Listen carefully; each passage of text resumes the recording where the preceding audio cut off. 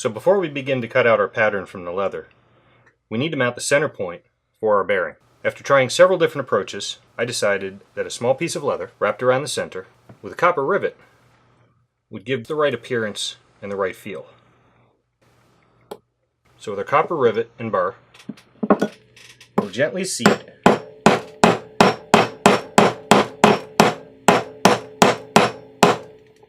to just the thickness that we want.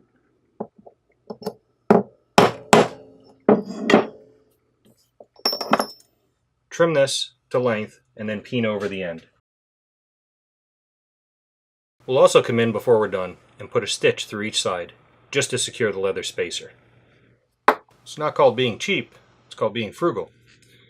I took a look through my bin and I happen to have an extra back that was cut for a holster that wasn't completed. So we're going to go ahead and use this because we can get all three of our pieces out of it.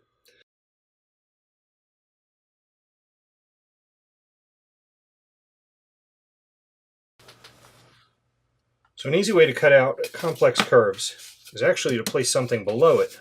I like this blue foam board. You can buy a sheet, that'll last you for quite a while.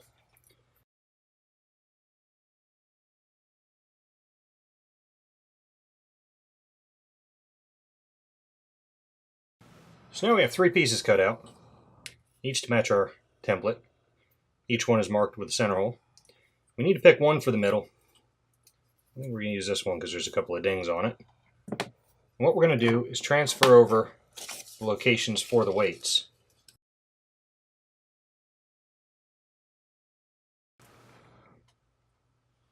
Now when we assemble this, we'll place one layer, the center layer, a weight in each. Now one last thing that we have to do is we have to cut out the center for the bearing. So in the first video, we found out that the dimension of the bearing was just under 22 millimeters. We'll go ahead and set the compass for 11 millimeters, which is roughly half. So once again, because this is such a tight curve and I don't have a punch to fit, we'll go ahead and use our insulation.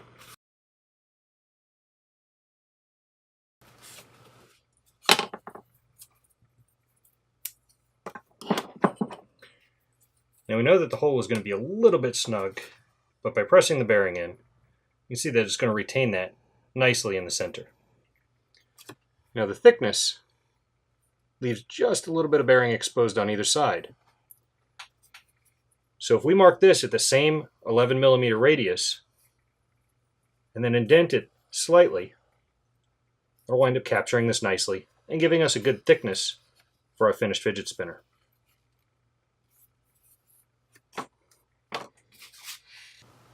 So let's go ahead and take the two outer pieces and we'll mark out our 11 millimeter radius. Then we'll also mark out where we're going to cut for the center relief. Now we want the center to overlap approximately halfway. So we'll set this to 13 millimeters or a 6.5 millimeter radius.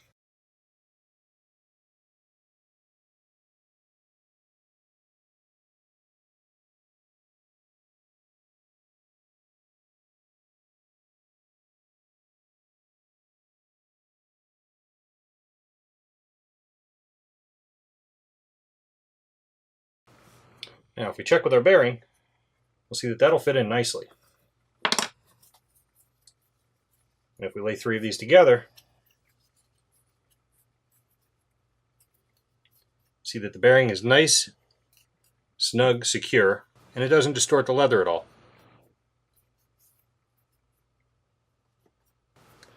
And with a little bit of off-camera hand finishing, we now have our final shape. The next step is going to be to mark out a stitching groove all the way around the perimeter. And then we'll transfer that through to the other layers with our stitching punch. So I've set it to about 4 millimeters or roughly 5/32 of an inch. This will leave us with enough room to be able to trim the final edge to shape, bringing it all in to true up all of the edges.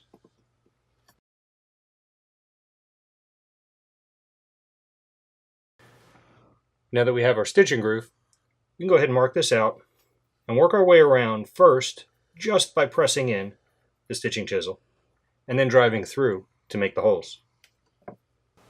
Because of the amount of curve, I'm going to go ahead and use a 2-prong stitching chisel to mark these out. I'm just going to go ahead and lightly press these in and work my way around.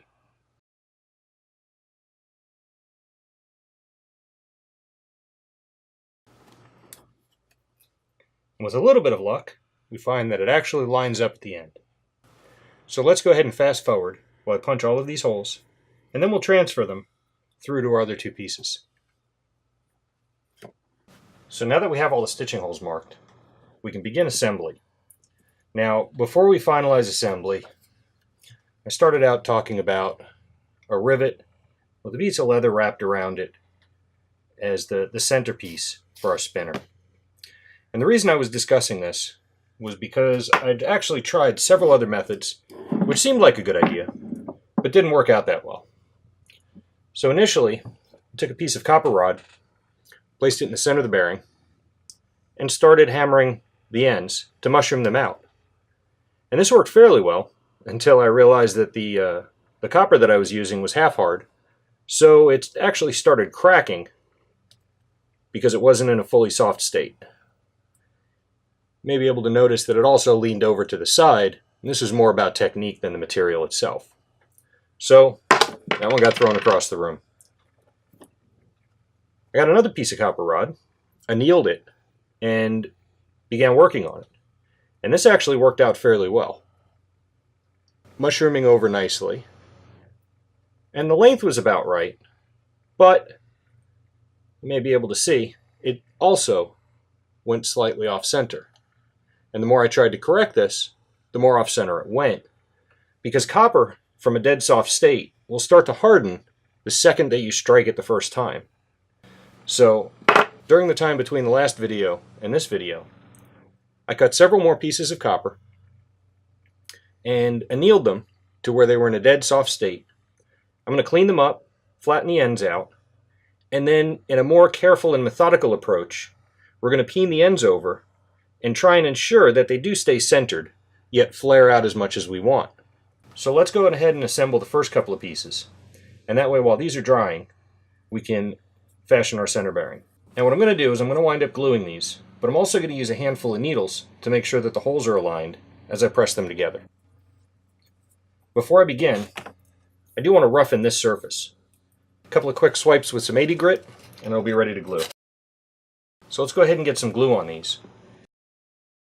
Now I just want a very thin but even coat. You may also notice that I'm brushing outwards, so I don't wind up scraping off glue onto the edge, which I'd have to clean up later, otherwise it would interfere with the burnishing.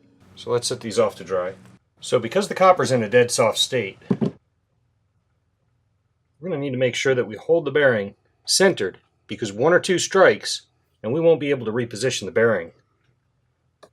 The copper's going to swell out as it compresses. I'm going to use a jeweler's hammer instead of a tack hammer to try and control the blows a little bit better.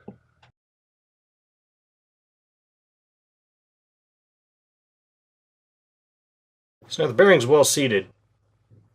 I'm starting to work around the edge to flare it out a little bit and to give it more of a dome shape that's going to be a little more comfortable on your fingers. Now that I've started establishing a dome shape, I'm going to go ahead and use a snap setter so that we don't wind up flattening this out as we flip it end for end.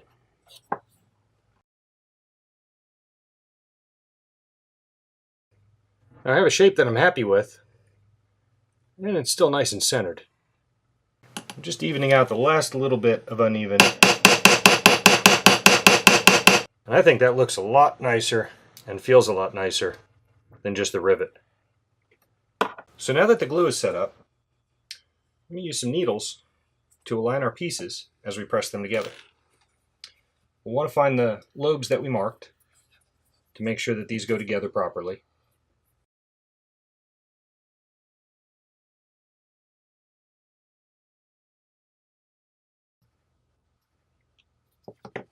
Yeah, we're going to go ahead and repeat the gluing process, but as we do, we want to be sure to get our bearing in and our weights in.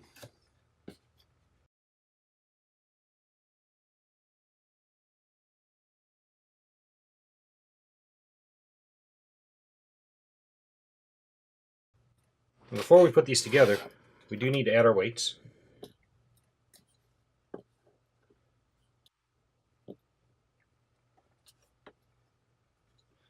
And we need to add our center bearing.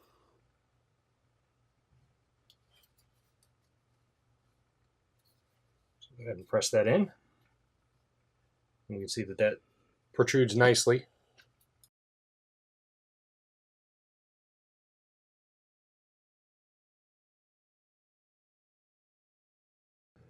And this is probably going to be about as awkward as it appears to fit into the stitching clamp with these outer weights.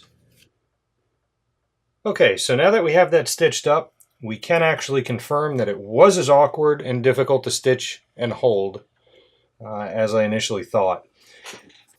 What we need to do now is finish up the threads and then dress the edges so that they're all even, and then go ahead and burnish these in.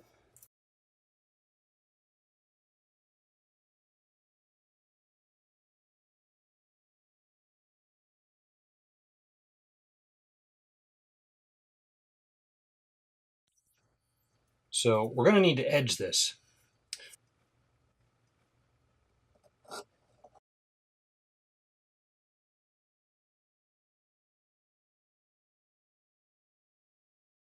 Now with the edges eased over, we're going to go ahead and start the burnishing process.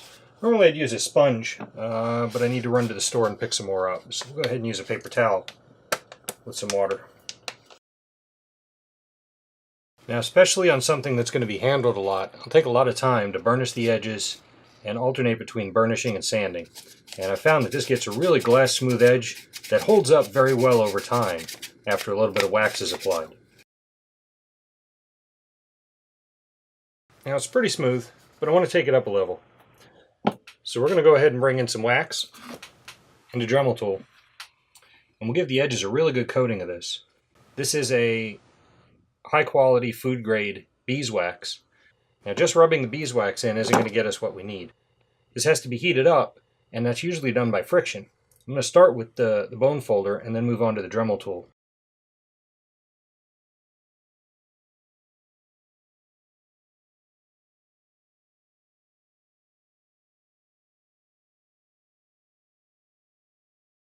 And we'll finish up burnishing with a cut off piece of denim.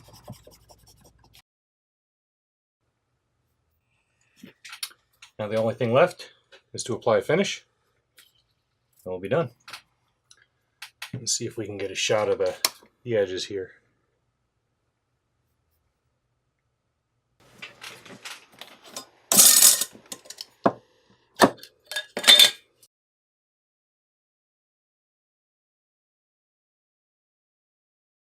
Give it a quick buff, and we'll be done. There we go. One highly overthought and overbuilt fidget spinner. I still don't know what you do with these things.